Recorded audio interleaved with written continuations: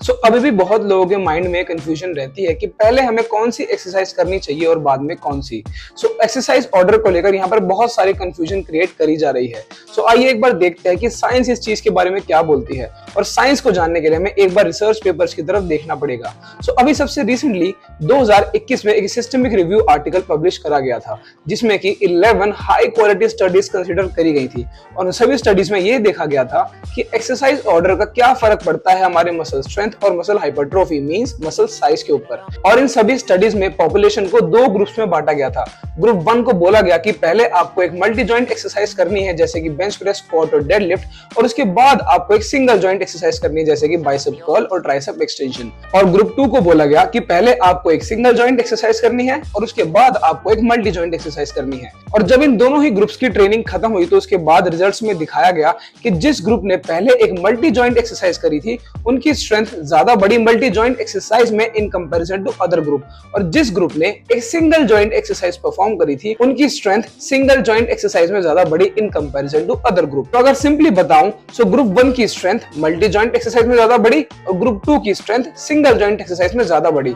अब इसके पीछे रीजन बहुत ही ज्यादा सिंपल है, बिकॉज जब बात आती है मस्कुलर स्ट्रेंथ की तो स्ट्रेंथ का मतलब होता है कि आप एक बार में कितना ज्यादा वेट लिफ्ट कर सकते हो, और वो वेट आप तभी लिफ्ट कर पाओगे जब आपकी बॉडी में पहले से कोई प्री एग्जॉशन, किसी भी तरीके का प्री फटीग ना हो। आपकी बॉडी एक फ्रेशन अप स्टेट में होनी चाहिए, बिकॉज जितनी ज्यादा फ्रेशन अप स्टेट में आपकी बॉडी रहेगी आपका सेंट्रल नर्वस सिस्टम उतने ही ज्यादा मोटर न्यूरॉन्स फायर कर पाएगा और ज्यादा से ज्यादा मोटर यूनिट्स रिक्रूट कर पाएगा, जिसकी वजह से आप ओवरऑल ज्यादा वेट लिफ्ट कर पाओगे। अब इस चीज को आप ऐसे समझ सकते हो कि जब आप जिम में फर्स्ट टाइम एंटर करते हो तो उस टाइम पर आपकी जो फर्स्ट एक्सरसाइज होती है उसे परफॉर्म करने के लिए आपकी बॉडी सबसे ज्यादा रेडी रहती है, बिकॉज इससे पहले आपने अभी कोई भी एक्सरसाइज नहीं करी है, ये आपकी फर्स्ट एक्सरसाइज है।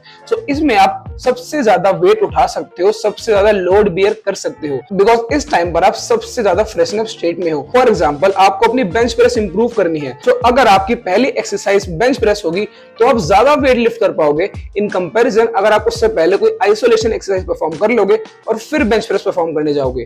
बिकॉज जैसे ही आप एक आइसोलेशन एक्सरसाइज परफॉर्म कर लोगे तो वहां पर आपकी काफी सारी एनर्जी यूटिलाइज हो जाएगी, और उसके बाद जो बची हुई एनर्जी है वो फिर आप लगाओगे बेंच प्रेस परफॉर्म करने में।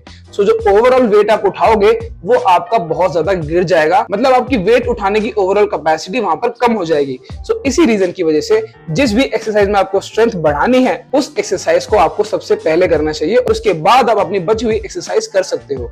और वहीं अगर हम बात करें मसल हाइपरट्रोफी की, इस स्टडी में ये देखा गया, काफी शॉकिंग था कि दोनों ही ग्रुप्स में मसल ग्रोथ आपको एकदम सेम देखने को मिलेगी। जी हाँ, चाहे पहले आप एक मल्टी जॉइंट एक्सरसाइज जिसे हम कंपाउंड एक्सरसाइज भी बोल सकते हैं, या फिर एक सिंगल जॉइंट एक्सरसाइज जिन्हें हम आइसोलेशन एक्सरसाइज बोल सकते हैं, चाहे पहले आप एक मल्टी जॉइंट एक्सरसाइज करो या फिर एक सिंगल जॉइंट एक्सरसाइज करो, कोई भी फर्क नहीं पड़ता है।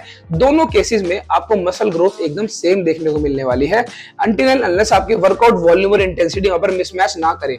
अगर आपकी वर्कआउट वॉल्यूम और इंटेंसिटी एकदम सेम रहते हैं तो मसल ग्रोथ आपकी श्योर एकदम सेम देखने को मिलेगी। नाउ ये चीज बिल्कुल सही है कि मसल ग्रोथ आपको दोनों ही केस में एकदम सेम देखने को मिलेगी, बिकॉज जब बात आती है मसल बिल्डिंग की तो वहां पर दो सबसे ज्यादा क्रूशियल फैक्टर्स हैं जो मैटर करते हैं, that is muscular tension and progressive overload. अब मसल टेंशन जनरेट करने के लिए आप किसी भी तरीके की रेजिस्टेंस एक्सरसाइज कर सकते हो, बिकॉज आपकी मसल्स को नहीं पता आप कौन सी एक्सरसाइज कर रहे हो, बॉडी नहीं जानती डेडलिफ्ट क्या है, स्क्वाट क्या है, बेंच प्रेस क्या है। बॉडी में मसल्स को सिर्फ एक ही चीज पता है, दैट इज टेंशन। अब आप वो टेंशन कैसे भी जनरेट करो ये आपके ऊपर है, और जब आप उन्हीं सभी एक्सरसाइज में एफिशिएंट वे में प्रोग्रेसिव ओवरलोड करते जाओगे, मस्कुलर टेंशन बढ़ाते जाओगे, सो ऑब्वियसली आपकी मसल ग्रोथ एकदम सेम होने वाली है। चाहे आप पहले एक मल्टी जॉइंट करो या फिर सिंगल जॉइंट, कोई फर्क वहां पर नहीं पड़ने वाला है। लेकिन यहाँ पर कुछ स्पेशल केसेस हैं जिन्हें हमें कंसीडर करना पड़ेगा।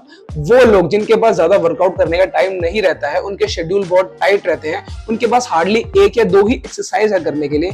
ऐसे केसेस में लोगों के लिए बेस्ट ये रहेगा कि पहले आप एक मल्टी जॉइंट एक्सरसाइज, एक कंपाउंड एक्सरसाइज चूज करो, और उसके बाद अगर आपके पास टाइम बचता है तो आप एक आइसोलेशन एक्सरसाइज कर सकते हो।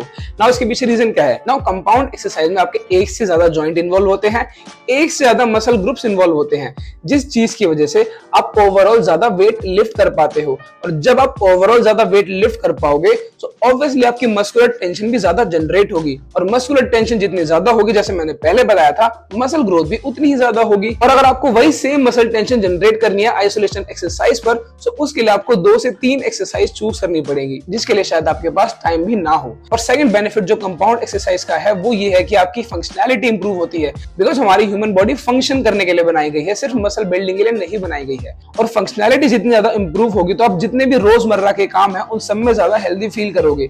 बिकॉज फॉर एग्जाम्पल अगर आपको नीचे से कुछ उठाना है तो वहां पर आपके डेड लिफ्ट जो मूवमेंट होती है वो आपको हेल्प करेगी, ना कि आपके लैट पुल डाउन, ना कि आपकी पुलअप्स। यस, बैक स्ट्रेंथनिंग अच्छी करती है, लेकिन जब बात आती है फंक्शनैलिटी की तो वहां पर आपको ये सभी एक्सरसाइज आपको एक एक्स्ट्रा बेनिफिट देती है। मसल ग्रोथ तो एकदम सेम ही प्रोवाइड करती है, प्लस यहाँ पर आपकी फंक्शनैलिटी भी इंप्रूव होती है। और थर्ड रीजन कंपाउंड एक्सरसाइज का ये है कि जितनी भी कंपाउंड एक्सरसाइज है जहां पर एक से ज्यादा मसल ग्रुप इन्वॉल्व होते हैं, वहां पर आपकी बॉडी में टेस्टोस्टेरोन लेवल ज्यादा बढ़ते हैं। ये रिसर्च में भी दिखाया गया है। और जितने ज्यादा आपकी बॉडी में टेस्टोस्टेरोन लेवल्स हाई रहेंगे, आपकी मसल ग्रोथ का रेट भी उतना ही ज्यादा फास्ट होगा। सो इन्हीं सभी रीजंस की वजह से कंपाउंड एक्सरसाइज आपकी प्रायोरिटी होनी चाहिए।